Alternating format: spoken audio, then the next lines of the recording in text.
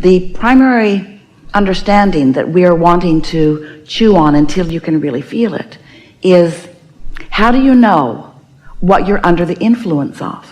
Because you're always offering a vibration, and that vibration is dovetailing with other momentum, which causes stronger and stronger experiences. So what do we mean by under the influence?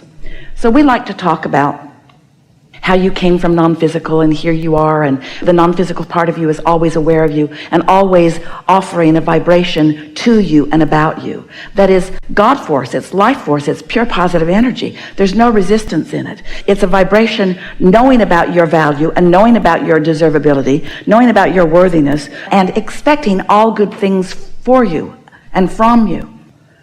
And so this is a powerful influence that's flowing to you. But if you're worried about something, so you're offering a vibration that does not allow you to be in vibrational sync with your source energy, then you're just not. And that's why, in fact, the only reason that you feel negative emotion.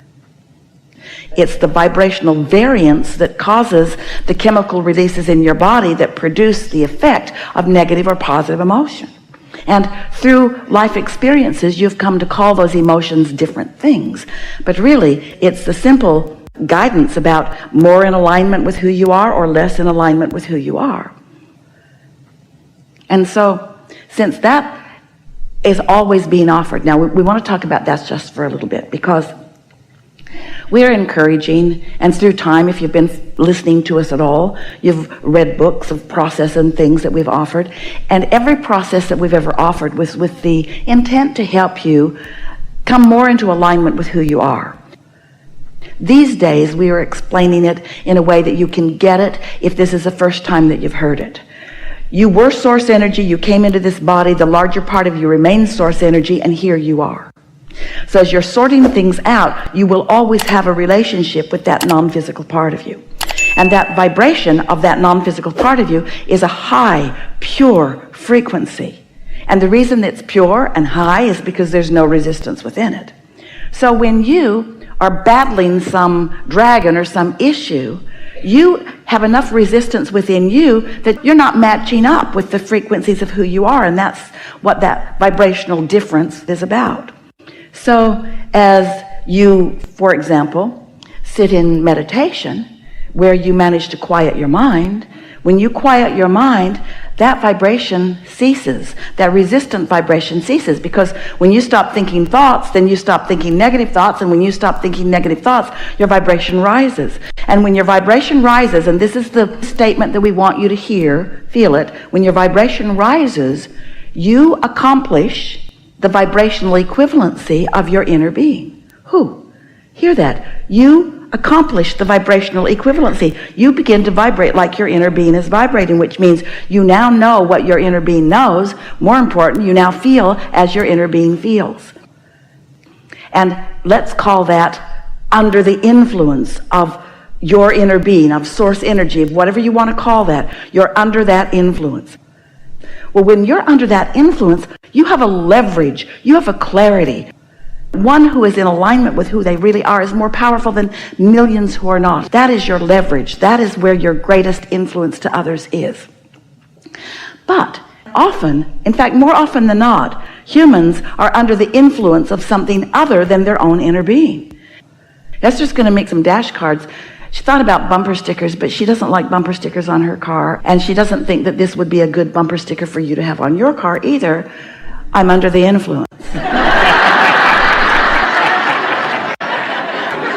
But in reality, you are always under the influence of something, because no matter what vibration you're offering, there is another stream of it out there somewhere, either with source or the disconnected thoughts of disconnected humans. And when you tap into that stream, you are under the influence. And so the question that we want to put to you is, you just have to be sure what influence you're under. Are you under the influence of your inner being and their inner being who really knows who they are? Or are you under the influence of their disconnected moment in time? And so are you waging a battle with them against anyone, because if you are, you can be so under the influence that you'll join battle because you would defend them to the end. But in doing that, you lose your connection to source energy, who will not do battle with anyone. And when you lose that influence, now you're just in the same out there raw and ragged place that they are, doing the best that you can by moving physical things around. And we know there's a difference in the way people live. There are people that gather together in the groups and they believe they are more powerful because there's more power in numbers. And we will even acknowledge in the disconnected world, meaning not in alignment with who you are.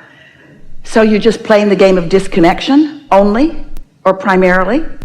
The bigger your disconnected crowd is, it will probably win the battle over the other disconnected crowd that is smaller. And that's what you've sort of come to measure. But almost no one is taking into consideration the clarity and the power and the universal forces and the cooperative components that come into play when you take the time to make sure before you go into conversation with them that you are in alignment with who you really are, so that your true universal forces are with you. So we're talking about power of influence. Did you get it? And so a way that you may find that helps you know what influence you're under. Of course, it's the way you feel. If you're really mad, you're not under the influence of source. But if you enjoy and love and appreciation and optimistic and enthusiasm, if you're looking forward to what's happening with your children rather than all wadded up about what is happening. But it takes some practice because they have wanted you to get them. That's what you keep doing to each other. I want you to understand me, so I'm really going to lay it out here for you so that you can really understand where I'm coming from. Esther sat next to a lovely, lovely girl on the airplane yesterday who has all kinds of things that are going wrong in her life. And she so wanted Esther to understand where she's coming from. And as Esther was listening, Esther was in such a good place. Everything in her world, she's focusing in such a place. She's in the receiving mode in a very strong way. And so as Esther listened, she didn't allow herself to be a sounding board. She didn't commiserate in any way. She just listened and soothed and listened and soothed and listened and soothed and listened and soothed. And the conversation became less and less negative and more positive. It just felt so good. When they parted there hugging, Esther didn't tell her anything about the work she does. She didn't tell her anything about Abraham. She just listened and soothed and listened and soothed and listened and soothed. Because Esther was with us. And we know it's going to be okay for this girl. And so this girl was not able to talk Esther into her worry about herself. She had some kind of heavy-duty stuff going on. So what we're getting at is you want to be understood. And most have forgotten about their relationship with their inner being. You can feel your relationship with your inner being all day, every day. But if you aren't consciously aware of what that emotional relationship is, then you might have taught yourself, or maybe your parents taught you or someone else, to be under the influence of what they want. And when you jump through hoops for someone else, you really give over your power to someone who cannot be consistent. Oh, the poor parent or teacher or anybody who promotes themselves as the one to always depend on will always let every single person they've convinced to depend on them, they will let them down. Because it's not your job to be that for them. It's their inner being's job. And the less you try to be the one, the more likely they are to reach for where it really is. We say most people are looking for love in all the wrong places. So let's say Esther is a really good friend of yours, and she's got some things going on, and you relate, and you're interested, and you like Esther, but she doesn't really think that you really get her. Because, first of all, your life is going better than hers is, let's say, and so she might want to really confide in you and really explain to you what it's like and what she feels like.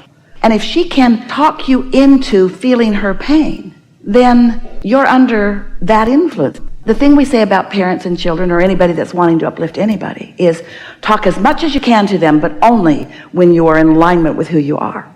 Only when you are in alignment with who you are. So now let's practice that just a little bit, because we know you heard, and we know The reason that these words have been resonant within you is because you're doing some of all of that. You know that. So let's step back in a little more general place. This is the thing that we really want to say to you. If you don't know for sure that you're tuned in, tapped in, turned on, because you've taken the steps to be there and you know what it feels like, then it's not the time to get into a deep conversation with anybody about anything. But if you know you're not feeling that way, then what you might want to say is, I so want to have this conversation with you because I don't care about anything as much as I do about you feeling good, but I might not be that much help to you right now because I'm as mad about this as you are. And we're not going to solve this together. So they will feel heard. And then you might say, a problem and a solution are so different. If you think they can understand it, you might even say the vibrational frequency of a problem and the vibrational frequency of a solution are so far apart. And right now, we are both problem-oriented, which means we're only going to attract more problems if we chew on this. But I know for sure that you have put some really great clarity about what you want over there somewhere. And I know that help is on the way for you and for me too about this. I just don't think now is the time. So let's go get some ice cream. Or let's do anything we can to sort of break that cycle right now until we regain our balance. And then let's approach it from a place of wisdom. Because I know for sure how brilliant you are and how well-meaning you are, and I know for sure how much life is supposed to be good for you. And when it isn't, it breaks my heart. But see, then I'm not doing what I'm supposed to be doing, because I'm not supposed to let my heart get broken. That means I'm not doing it either. So I'm going to detach myself from this a little bit, want you to too, and when we both get sure-footed again, let's come back and approach this subject and find some real solutions. And maybe they won't hear that the first 100 times. But in time, if you demonstrate that you're only willing to give yourself to them when you are at your best, they will come to recognize you as the one who soothes them into their own alignment. It's so much fun. And next, you might say this to them, and you might just say it to yourself. I don't want to solve their problems. This is you talking to yourself. I don't want to solve your problems because your problems cause your solutions, and your moving toward your solutions is the joy of your life. Because satisfaction comes from only one place, having identified something and moving in the direction of it. And if you're not moving in the direction of your own desire, then you can't be satisfied.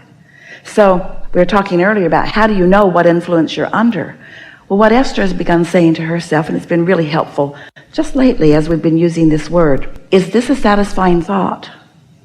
Like a thought will come, because thoughts come from whatever your point of attraction is. And so sometimes a thought will come and it feels like it's coming out of nowhere. It doesn't feel like you're thinking your thoughts. It feels like your thoughts are thinking you. So all of a sudden you got a thought going on in your head, and so you might just stop and ask yourself, don't judge it, don't try to push it away, just ask yourself, is this a satisfying thought?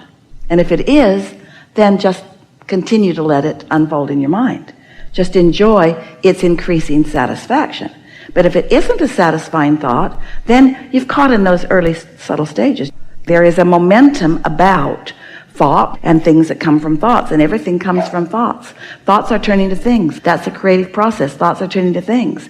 And since you got here as this little one and there were so many things around you, it wasn't so obvious to you that everything that's here came from thought, because you got here and they were already there. And so it's easy to become, as a human, someone who just moves the things around and never considers where the things came from. But once you start understanding the evolution of the universe and how thoughts are continually becoming from things, and then you catch your thoughts early on so that you can control what influence you're under, then it is so satisfying in the process.